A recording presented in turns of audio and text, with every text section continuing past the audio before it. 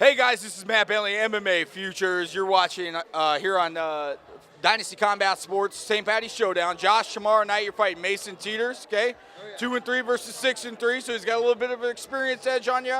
Training out of McDoyle is a super battle-ready gym. I mean, I know those guys always are in shape. I trained out of there for years.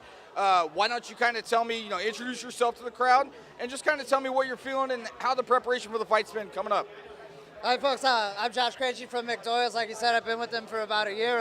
In terms of preparation for the fight, I'm not one of those people that goes out and looks at tape or anything like that or really studies an opponent because the game plan per fight changes.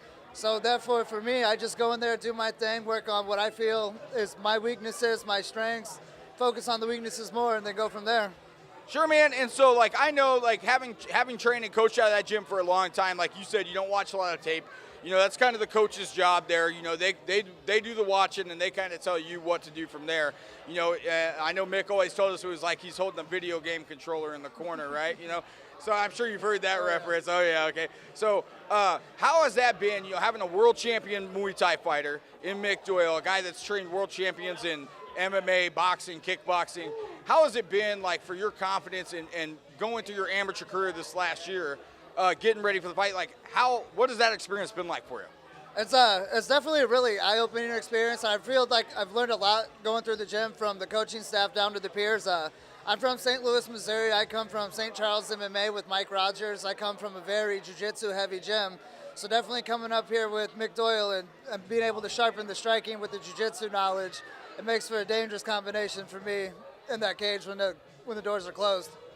So how was the weight cut? How did you feel like training went, over the last few weeks getting ready for the bout tomorrow night?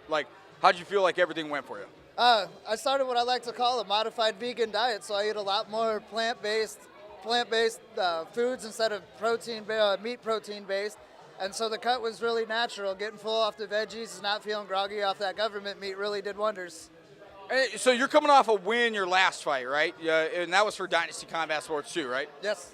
Okay, and so coming off of a win, what has that done for you? Obviously, your record's a little upside down right now at 2-3. We're looking to even things out tomorrow night. But coming off of a win, has that helped you? Has that pumped you up at all? I mean, has that made you more motivated during training?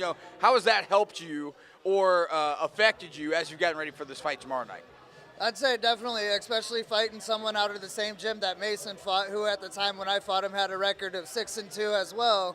So I'm definitely no stranger to going into being an underdog on paper, but definitely coming off a 36-second finishing fight, that did wonders for the confidence, and it boosted the training morale into a more confident style of striking. Well, guys, tomorrow night on Fight TV, tune in, watch Josh take on Mason Teeters out of Mick Doyle's gym, Dynasty Combat Sports, St. Patty's Showdown.